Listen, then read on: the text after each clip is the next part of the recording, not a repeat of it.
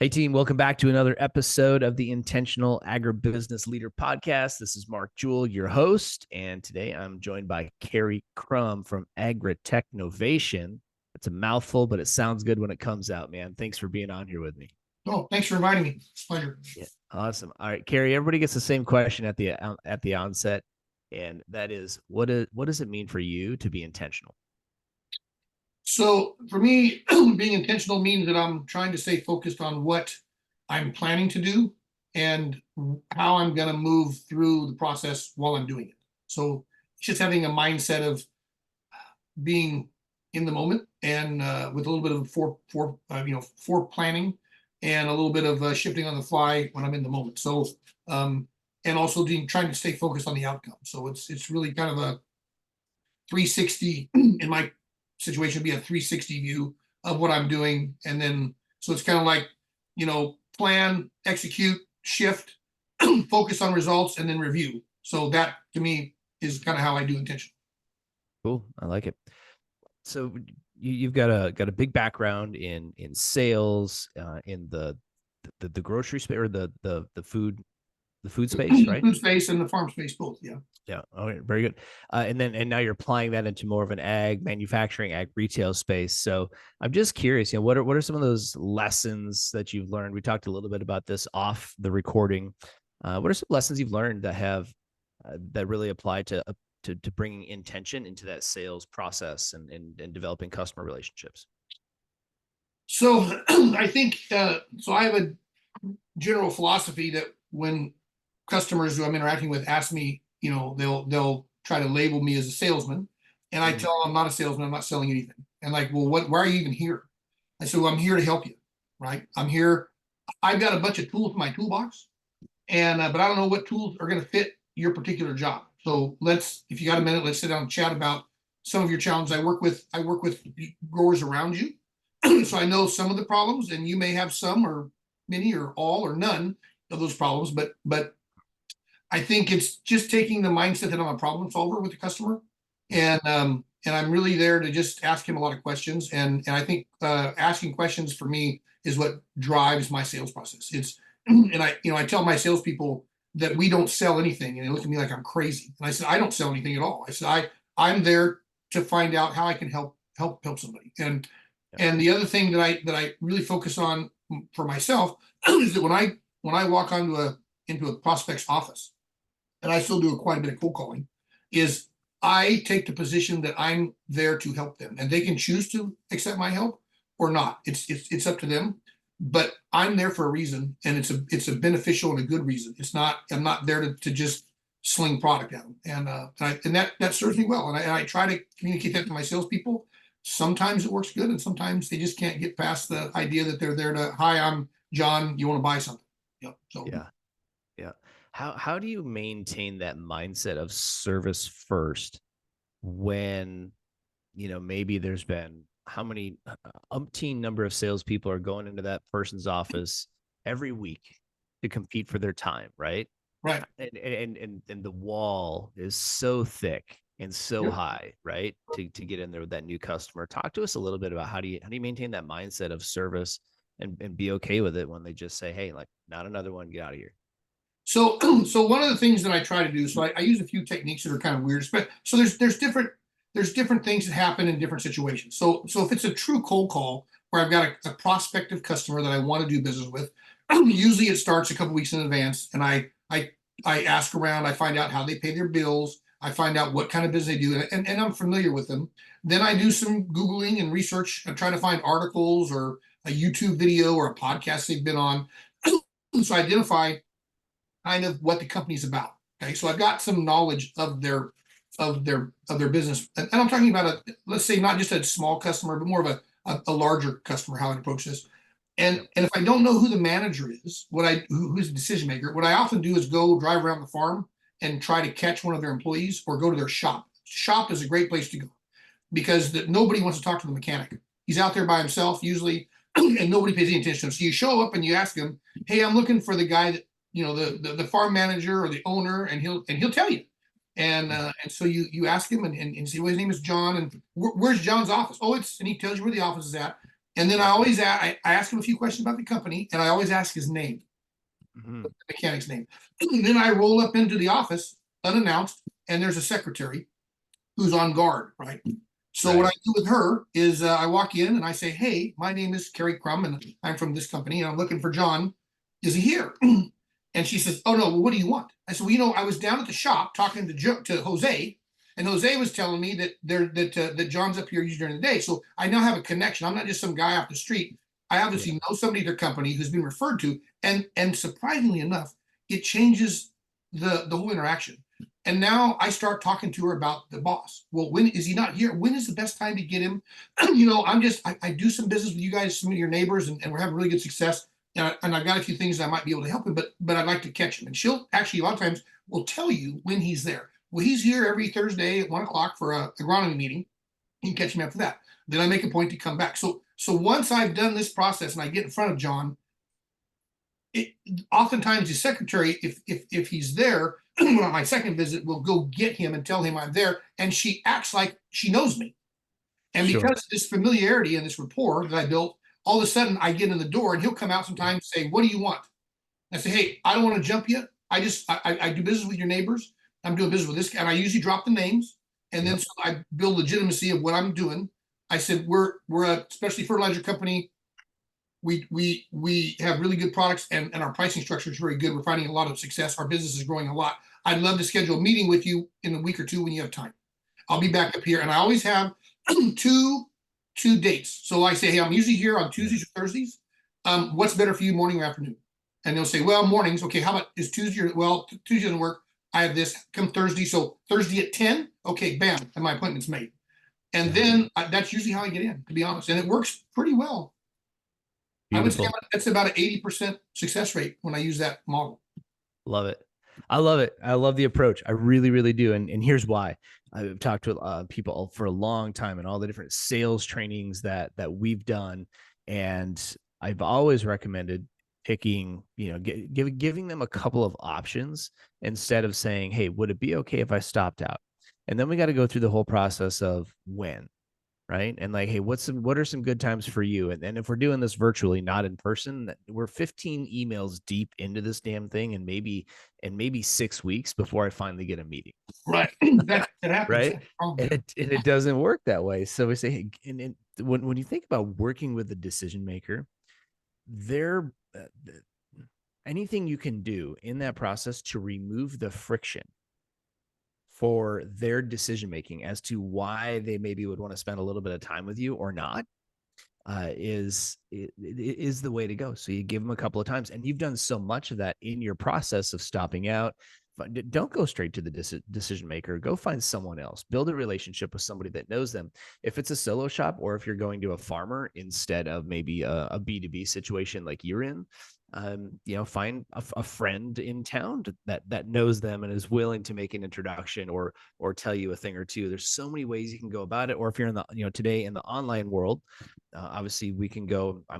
If there's a prospect that I have, well, I'm going to go look and see who else do I know on LinkedIn that knows this guy Right. or this gal, and who might be willing to make an introduction. We set 2 appointments already today, Cary, doing exactly that strategy, leveraging someone else's introduction to get the appointment. Yeah, it So works. It it really does. does. It's a good, it's a good pathway in. And the other thing, I ask my salesman always, I ask him, what is the single biggest tool that we have in sales? What's your biggest tool? I always ask him, and they all say the products or a product book or this or that. And I said, nope, your single biggest tool is your steering wheel on your truck, right? You got to turn it to go down a driveway. Mm-hmm. Because I really have a tough time with trying to set. I never get success with emails or even phone calls. I always get success when I'm face to face. So when I'm looking for customers or trying to set a meeting, I prioritize going face to face because they can't. It's much harder to say no when they're looking at you than when it's an email or a phone call, because they can hang Yeah. up or delete your email. So yeah, I'm a Mm-hmm. big person. Yeah, I love it. It's so intentional, right? Which is the whole point of this podcast, right? The intentional agribusiness leader. Like, how do we be intentional? This is where I think a lot of people get lost in their sales process, and sales leaders who are listening to this, pay attention. right? There's real intention and there's real process with everything that Cary's talking about that he's doing, right? And what most people do is they get stuck thinking I gotta stop in, and the secretary kicks me out, so I don't get to go back, right? Or I stop in one time and this guy doesn't want to talk to me, I can't go back. No, listen, there are at least 15 other angles with which you can approach this person. I promise you, he or she knows someone else. Go get to know them. Go find a way to serve them. Get to know the neighbors more. Go do a really good job serving the neighbors. Keep this person at the forefront of your mind, on the top of your prospect list. But life will show you other ways if you're intentional enough to look for them. Well, and the other thing you have to be and so to give you an idea, my one of my better customers that I have, it took me from the time I first called on him to the time I got in front of him to talk about something, 9 visits before I ever saw him. I just said it like every time I was in the area, I would stop in and stop in and stop in and stop in. And finally, he got tired of seeing my cards on his desk. And he was there and I was there, and he came out and said, you've been coming here. He goes, I got like 9 or 10 of your cards. Just come back and talk to me. See, let's just get this over. And he's turned into one of my better customers. And he's super hard to get into because he's a very well-known farmer. And if you do business with him, he's like a bell cow, right? If you do business with him, you can get in a lot of places because they know that nobody gets in there. So if you're in there for a reason. And so that was a big winner for me. But that's the other thing, along with intention, is you have to be perseverant. You have to persevere. You have to be tenacious. You can't stop. If he's a target and you want to get, and if you believe that you can help him, you've got to continue to just pound on him until they relent. It's almost like a full-on assault at that point, because it's right? It's a game. Well, that's how I think about it. For me, it becomes a game.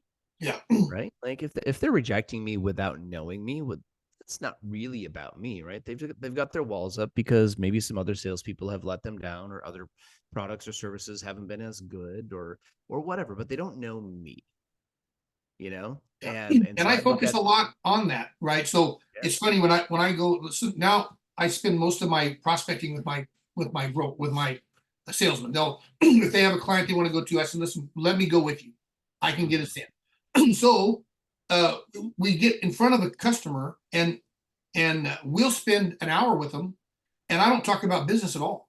I'm pretty much asking about their business, and I really focus on building rapport with them, finding out people we know in common, talking about business I do with other people, talking about their problems, and then I ask him questions and I engage him, and it turns into a genuine conversation of spending time together. Yeah. And then the business stuff often gets done in the last 10 minutes.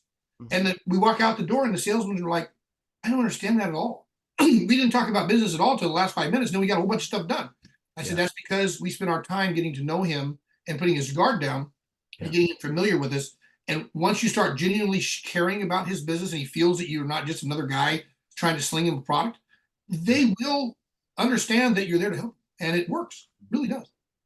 It makes such a big difference.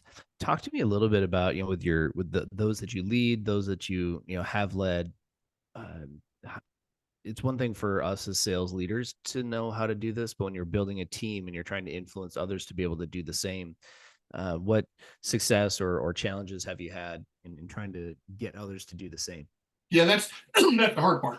One of the first things I start to realize is trying to understand what a person's strengths are, right? So if you've got a person that's really good at cold calling and recruiting customers, the last thing you want to do with that person is try to pigeonhole them into being an account manager. Let the hunters go hunt and feed them, and let them go, fish, and then you can build a team behind him to catch the fish and clean them and gut them.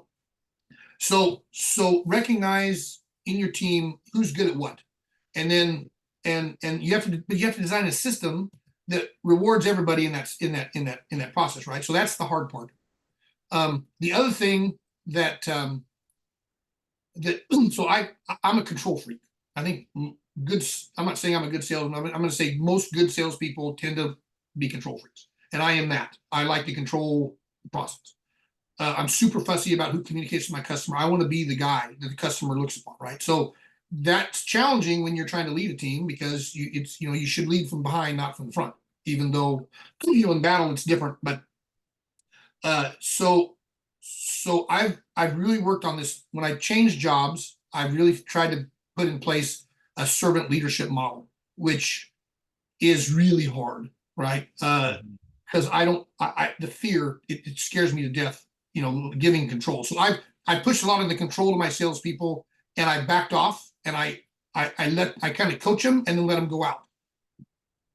And so I spend my time convincing them and teaching them how I think and how they should make decisions, how I make decisions, so that if they get in a position where they have to make a decision, they understand what I'm going to maybe do, and maybe they'll make a better decision that I'm going to not be upset with.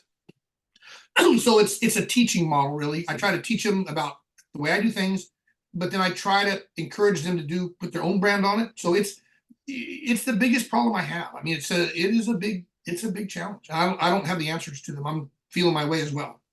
Yeah.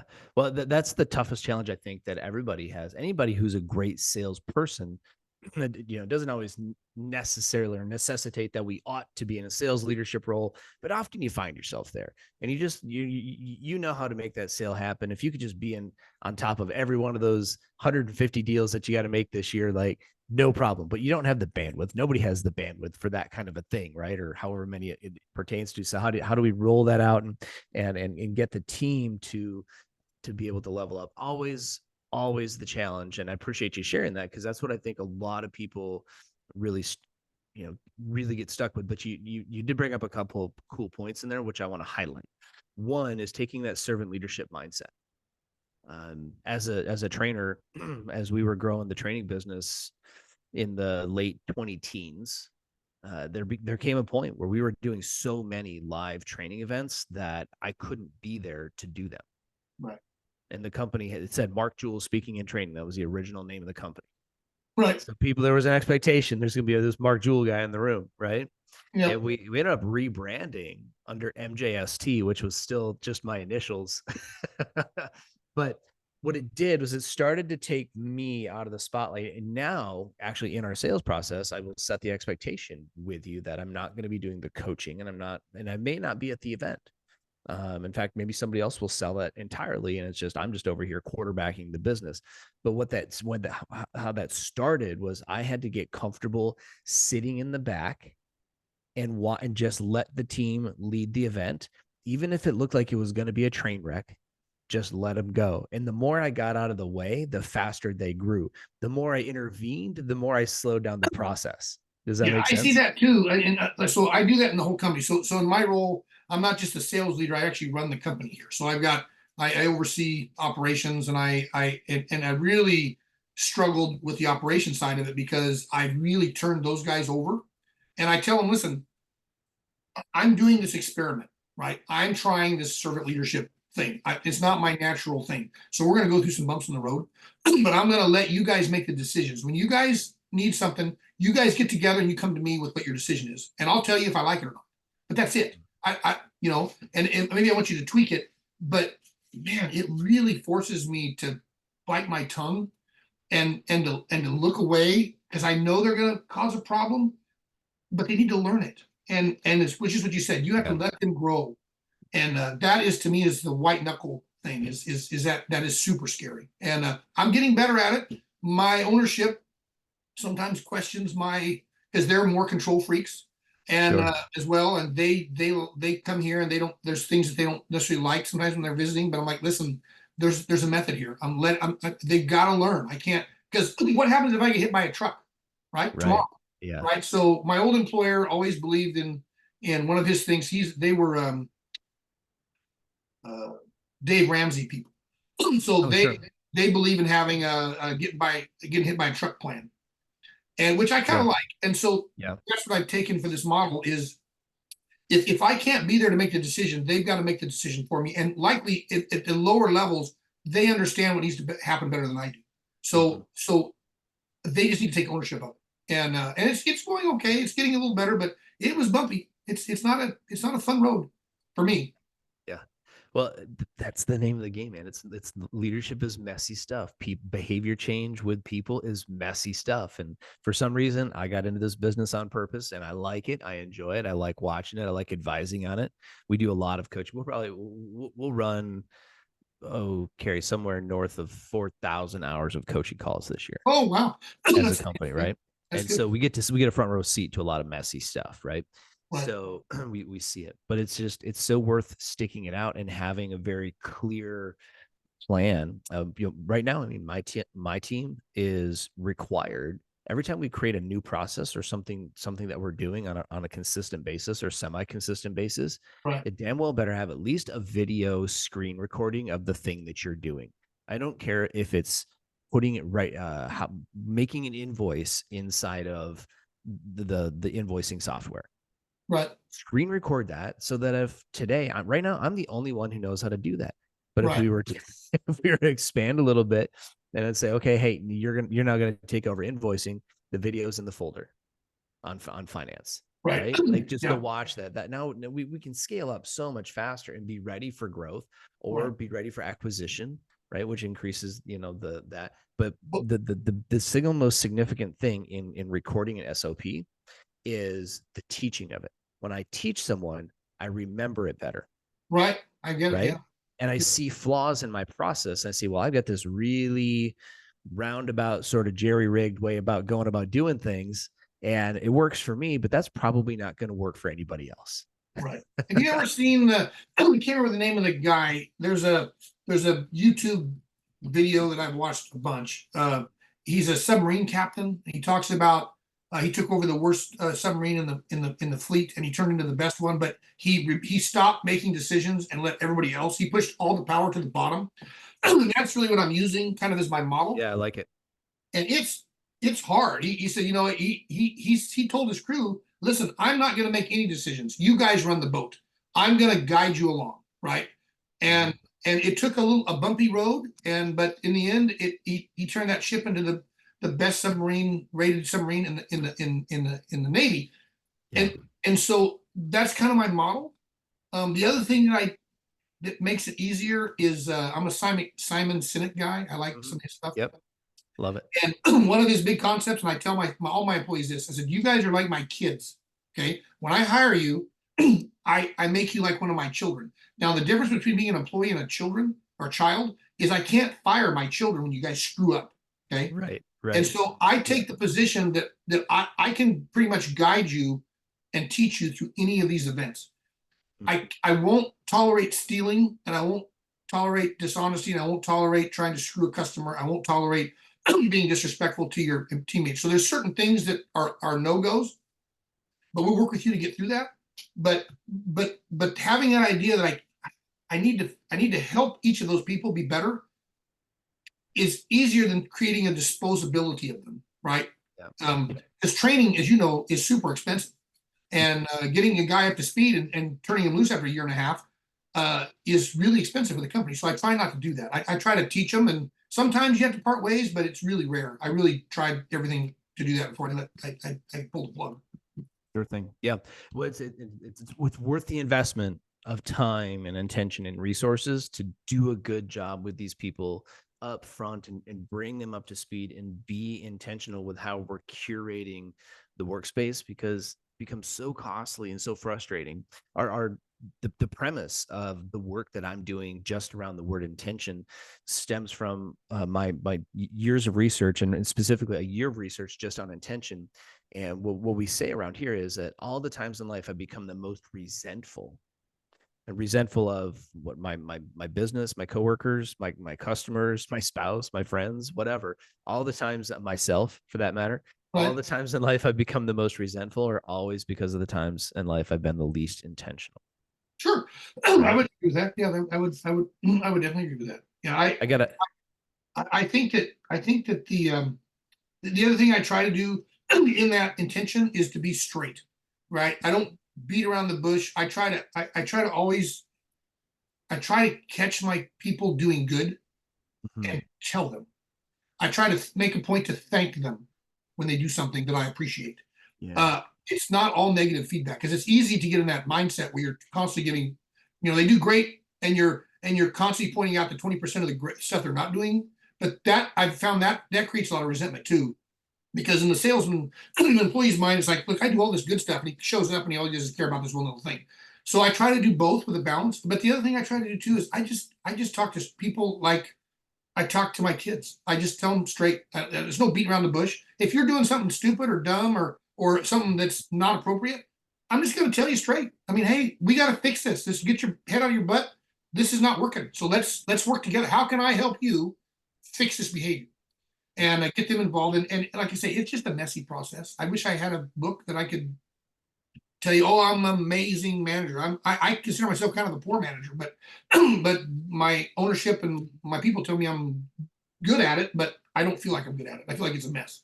Yeah. Well, sometimes it feels like a mess to us, but there's an anointing on our lives because it just that we find ourselves in these leadership roles and the space to help, to help people out. So The other thing you must be doing something right. You landed here. yeah, well, I mean, the other thing I try to do too is I try to manage people like I want to be managed. I've had a lot of managers in my life that I can't stand, and I try to put myself in those spots and say, man, I'm starting to sound like this guy or that guy. And it's like, oh my God, I hated that guy. So so yeah, it's I'm a Christian. That's my faith, but I'm a messy Christian. Right? I'm not and it's the hardest thing I do every day is living that kind of a life. You bet. And it's the same thing with this leadership thing. And it's messy, and it's I'm working at it, but I hope to get better. Yeah. Well, I think that's the mission of all of us, right? And that's why we keep making these episodes. We're several dozen episodes, more than that. I mean, there's probably 5 dozen episodes ahead of you, depending when we actually publish this. But man, I mean, there's it's a process, and we have to keep learning and keep leaning in and keep listening to what people are doing, because that, my friend, is part of the process. Cary, it's been really cool to have you on here. I appreciate your time so much. How do we find you guys? If we're in California and we're looking for your kind of services, how do we reach out? So we just relaunched our website here. It's it's a long name, Agri Agri Technovation Technovation Agri-Inc.com. And Okay. that's you can find us on the web. We're based in Fresno, California. We service from Sacramento clear down to Ventura, all over the center part of the state. We operate in Australia, New Zealand, Peru, Chile, Uruguay, South Africa, all the Southern African countries. So we're a global business, but we run it like a family business. So it's a really interesting thing. So I appreciate you having me here, and I really enjoyed our chat today. Love it. Thanks. Yeah, thanks so much for being here. Great.